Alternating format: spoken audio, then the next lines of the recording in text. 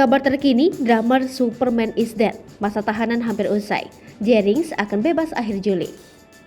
Drummer grup musik Superman is Dead, Igede Aryastina atau Jering SID, bebas dalam waktu dekat. Kabar rencana Jering bebas disampaikan oleh tim kuasa hukum Jering, Sugeng Teguh Santoso. Sugeng pun menjelaskan masa tahanan yang telah dijalani kliennya itu di Lapas Kerobokan, Kuta Utara, Bali. Jering pun menurut Sugeng tidak terlalu terbebani selama menjalani masa tahanan di Bali, sebab semua hobinya yakni bermain musik dapat tersalurkan dengan baik. Bali sendiri merupakan kota kelahiran Jering. Gelar syukuran kebebasan.